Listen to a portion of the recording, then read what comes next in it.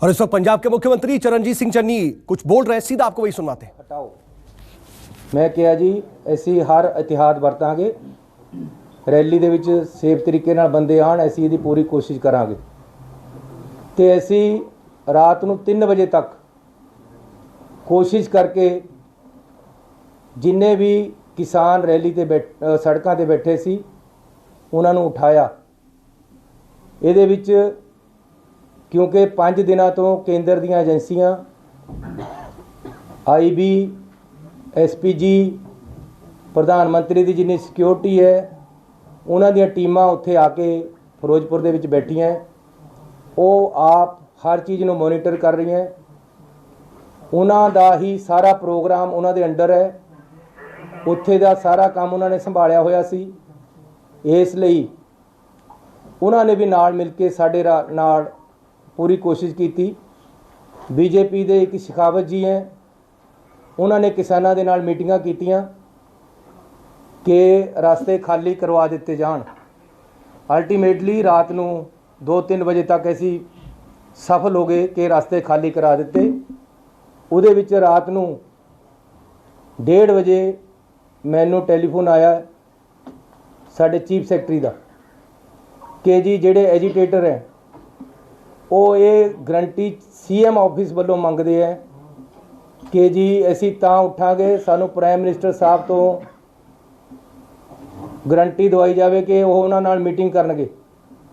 मैं उन्होंने कहा हुण रात नूं प्राइम मिनिस्टर साहब नाल तां हो नहीं सकती गारंटी, तुसी मेरे ऑफिस वालों DC ते लिखा के दे दो कि असी ਤੁਹਾਨੂੰ प्राइम मिनिस्टर साहब का टाइम दवा देंगे, तुसी रास्ते खाली कर दो। अल्टीमेटली रात नूं किसान मन गए, उन्होंने रास्ते खाली करते तो सारे रास्ते समूथली चलन लग गए। उस तो बाद मैं रात नूं लगभग 1:45 बजे IB दे डायरैक्टर साहब नूं टैलीफोन किया है। बाई चांस उन्होंने चक्या नहीं, मैं DGP नूं कहा कि उन्हों का मैनूं नंबर भेजो। पहला उन्होंने मैनूं नंबर भेजा, मैं आप उन्होंने कॉल की कि हालात बिल्कुल क्लीयर हो गए हैं उन्होंने दस्सण वास्ते ते उन्हों की राय पूछण वास्ते, लेकिन उस समय वो चक नहीं सके।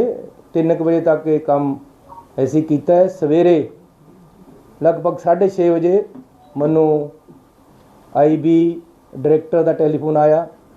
पहला मैं नहीं चक सकिया, कुछ मिनटों बाद मैं उन्होंने किया, उन्होंने डिस्कस किया। उन्होंने मैनू दस्सिया कि रात सारा ठीक हो गया, सारी पुलिस ने बड़ी मदद की है, साडा DG भी खुश सी, सारा कुछ ठीक होया।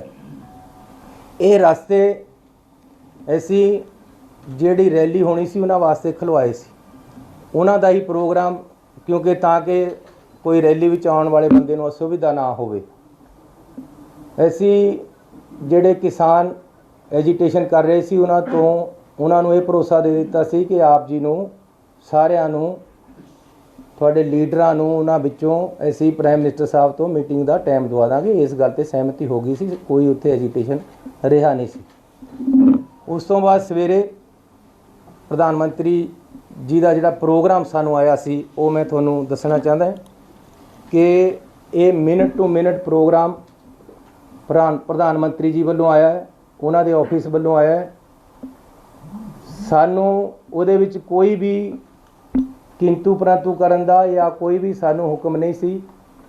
सीटिंग अरेंजमेंट भी प्रधानमंत्री जी के दफ्तर चो आया कि प्रधानमंत्री जी कित्थे बैठणगे, उन्हां दे नाल कौन बैठेगा, दूसरे पासे कौन बैठेगा, तीसरे पासे कौन बैठेगा, हैलीकाप्टर दे विच 4 सीटां होणगीआं, उहदे च कौन कौन बैठेगा, प्रधानमंत्री जी जिथे जाणगे किस तरीके दे नाल जाणगे, जहाज़ विच कित्थे जाणगे ते गड्डी च कित्थे जाणगे। टोटल प्रोग्राम जिहड़ा बठिंडे तो फिरोजपुर जाण दा बाई एयर सी। 3 हवाई अड्डे जिथे हैलीपैड वो फिरोजपुर दे विच बनाए गए ताकि प्रधानमंत्री जी किसी भी जगह उतर सकते, एक च दूजे च तीजे च। ये भी असी कहा कि जी मींह दे विच हो सकता कल नूं मींह होवे। जो मैनू मेरे DGP ने दस्सिया है, उन्होंने ये भी दस्सिया कि असी उन्होंने कहा सी कि बरसात भी है, एजीटेशन भी है, जे कैंसल हो सकता प्रोग्राम कैंसल कर दिता जाए, लेकिन उन्होंने कंटिन्यू किया है। उस तो बाद 3 हैलीपैड बनाए गए। हैलीकाप्टर मींह च उड़ेगा, इस गल की छोटी सी उपर उत्थों, इसलिए 3 ਹੈਲੀਪੈਡ ਬਣਾਏ ਗਏ, ਕਿਹੜੇ ਵਿੱਚ ਉਤਰਨਾ ਇਹ ਡਿਸਾਈਡ ਹੋ ਗਿਆ ਸੀ, ਲੇਕਿਨ ਚਕਮਾ ਦੇਣ ਵਾਸਤੇ ਇਹ ਸਿਕਿਉਰਿਟੀ ਦੇ ਆਪਣੇ ਤਰੀਕੇ ਹੈ ਕਿ 3 ਹੈਲੀਪੈਡ ਬਣਦੇ ਹੈ। ਉਹਦੇ ਵਿੱਚ ਮੈਂ ਤੁਹਾਨੂੰ ਪ੍ਰੋਗਰਾਮ ਦੱਸ ਦੇਣਾ ਜੋ ਸਾਨੂੰ ਆਇਆ ਸੀ। जनवरी 5 9:30 ਤੇ डिपार्चर दिल्ली एयरपोर्ट तो 10:25 ਤੇ एयर अराइवल बठिंडा एयरपोर्ट, 10:30 ਤੇ डिपार्चर बठिंडा एयरपोर्ट 5 मिनट बाद बाय MI-17 हैलीकॉप्टर, 11:05 ਤੇ अराइवल किला चौक हैलीपैड फिरोजपुर। ਇਹ ਪ੍ਰੋਗਰਾਮ ਸਾਨੂੰ ਲਿਖਤੀ ਤੌਰ ਤੇ ਉੱਥੋਂ ਆਇਆ ਹੋਇਆ ਹੈ।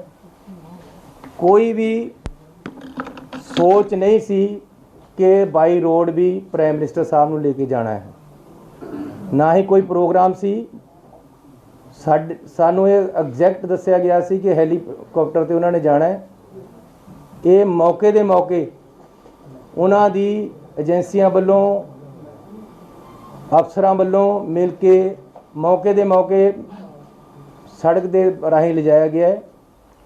ਰਸਤੇ ਦੇ ਵਿੱਚ ਅਚਾਨਕ ਕੁਝ ਐਜੀਟੇਟਰ, ਅਜੇ ਉਹ ਪਤਾ ਲੱਗਣਾ ਕਿ ਕੌਣ ਬੰਦੇ ਸੀ, ਆ ਕੇ ਬੈਠੇ ਹੈ ਉਹਨਾਂ ਨੇ, ਲੇਕਿਨ ਉਹਨਾਂ ਤੱਕ ਤੋਂ ਕਾਫੀ ਪਿੱਛੇ ਪ੍ਰਾਈਮ ਮਿਨਿਸਟਰ ਸਾਹਿਬ ਦੀਆਂ ਗੱਡੀਆਂ ਨੂੰ ਰੋਕ ਕੇ ਸਾਡੇ ਅਫਸਰਾਂ ਨੇ ਰਿਕੁਐਸਟ ਕੀਤੀ ਹੈ ਕਿ ਅੱਗੇ ਐਜੀਟੇਸ਼ਨ ਵਾਲੇ ਬੰਦੇ ਕੁਝ ਆ ਕੇ ਟਰਾਲੀਆਂ ਖੜੀਆਂ ਕਰ ਲਈਆਂ ਉਹਨਾਂ ਨੇ। ਆਪਾਂ ਨੂੰ ਬਿਹਤਰ ਹੈ ਕਿ ਵਾਪਸ ਜਾ ਕੇ ਕੋਈ ਹੋਰ ਆਲਟਰਨੇਟਿਵ ਰਸਤਾ ਜਾਂ ਹੈਲੀਪੈਡ ਤੇ ਚੱਲੀਏ, ਆਪਾਂ ਵਾਪਸ ਜਾਣਾ ਚਾਹੀਦਾ ਹੈ।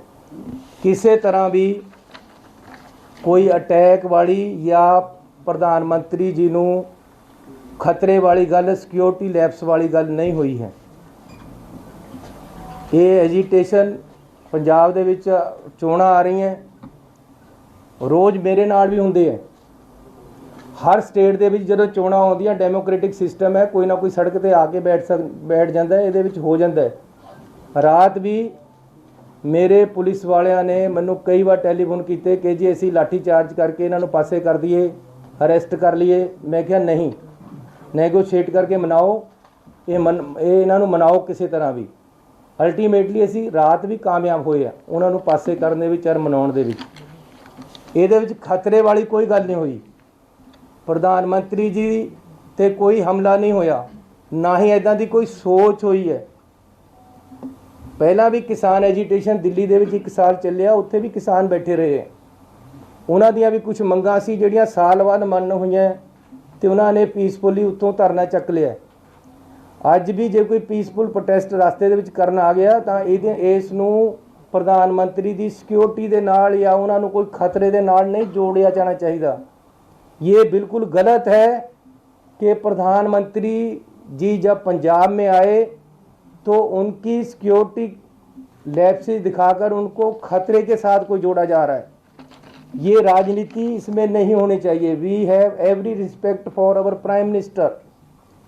कोई भी ऐसी बात नहीं हुई कि उनकी शान में या उनकी सिक्योरिटी को कोई खतरा हुआ हो। पंजाब सरकार, पंजाब पुलिस इसमें सक्षम है। ये इस कारण हुआ कि हेलीपैड से हेलीकॉप्टर पे जाना था, अचानक प्रोग्राम सड़क पे जाने का बनाया गया, जो कि प्रोग्राम में नहीं था, पहले से नहीं था। फिर भी आगे एजिटेटर बैठे हैं, पीछे काफ़ी पीछे गाड़ियां रोककर बता दिया गया कि आगे एजिटेशन वाले एकदम सड़क पे आकर बैठ गए। अब सड़क पे एकदम कोई ट्राली लगाकर बैठ जाए, उसको हटाने में 10, 15, 20 मिनट, आधा घंटा लग जाता है। इसलिए सेफ साइड के लिए प्रधानमंत्री जी को बोला गया कि आप पीछे आ जाएं, हम अदर रूट या बाई हेलीपैड आपको ले चलते हैं। लेकिन उन्होंने वापस जाने का फैसला किया। सो मैं पंजाब सरकार की तरफ से आपको क्लियर करने आया हूं कि इसमें किसी भी तरह का कोई खतरे वाली बात नहीं थी, ना ही हुई है।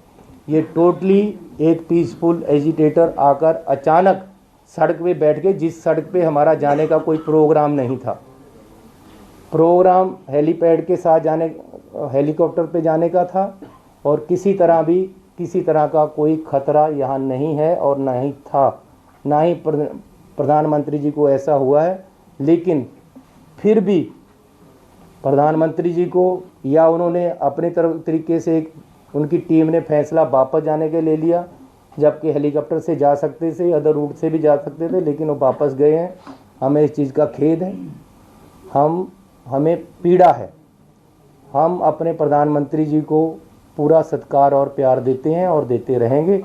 बीजेपी के जो नेता प्रेस कॉन्फ्रेंस करके सरकार को या रिलेशन ख़राब करने की बात कर रहे हैं, ऐसी बात मत करें। ये पॉलिटिक्स नहीं है, हम राजनीति इसी बातों में नहीं करते हैं। अगर प्रधानमंत्री जी हमारे आएंगे तो कुछ देकर ही जाएंगे पंजाब को, और हम चाहते हैं। मेरा लेक्चर तैयार करा पड़ा था, मैं बीसी पे इंतज़ार कर रहा था उनको बोलने के लिए कि प्रधानमंत्री जी ने आना है। मैंने 100 कुछ सोचा था उनको जी आया कहने के लिए, उनको वेलकम करने के लिए। मैंने 100 कुछ सोचा था उनसे मांगने के लिए पंजाब के लिए। हमारी ऐसी सोच नहीं है। अगर ये कोई बीजेपी का नेता अगर ऐसी बात करता है, ये राजनीति है, राजनीति मत करें। किसान एजिटेशन पे हैं, आज से नहीं है, 1 साल से हैं। किसानों की कुछ डिमांडें हैं। मैं अपने पंजाब के लोगों पे गोलियां और लाठियां नहीं चलाने वाला हूं।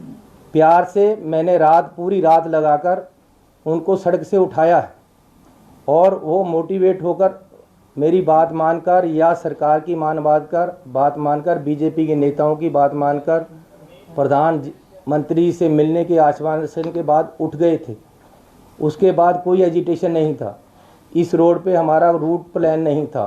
अचानक कुछ लोग आकर बैठ गए हैं और उनको उठाया, प्यार से जा सकता था। कोई किसी तरह का खतरा या हमला नहीं हुआ है। तो फिर भी जो सिक्योरिटी लैप्सेस हुए हैं, अगर ये हैं तो हम इसकी इंक्वायरी भी कराने के लिए तैयार हैं और कराएंगे। सीएम साहब ये ਗੱਲ ਚੱਲ ਰਹੀ ਹੈ कि ऑफिसर ਤੇ कार्रवाई ਕੀਤੀ गई है कि कौन ऑफिसर ਤੇ कोई कार्रवाई हुई है? कोई ऐसी कार्रवाई नहीं हुई है, क्योंकि अजे तक कोई ऐसा गल नहीं है। किसी तरह का प्रधानमंत्री जी दे कोई खतरा नहीं सी।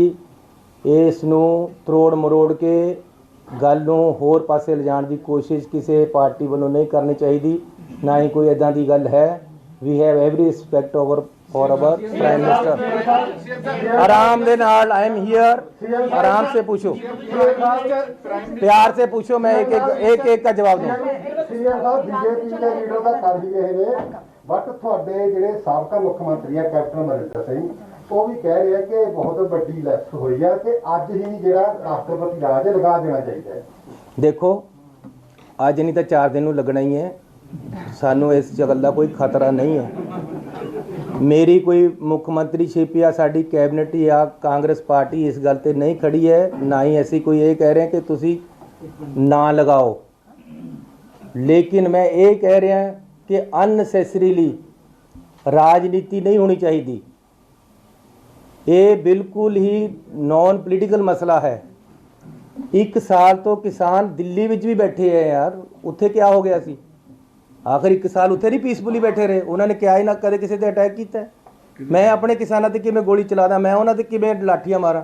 जब मैं प्यार ना ठाल सकदा उन्होंने, रात नूं ठालिया ही है। मैनू रात भी होम मिनिस्टर साहब का टेलीफोन आया है। नमस्कार, मैं हूं मानक गुप्ता। अगर आपको हमारा ये वीडियो पसंद आया हो तो इसे लाइक और शेयर जरूर करें, और हाँ, हमें सब्सक्राइब और फॉलो करना ना भूलें, ताकि आप देश और दुनिया की कोई खबर मिस ना करें। तो जुड़े रहिए हमारे साथ और देखते रहिए News 24।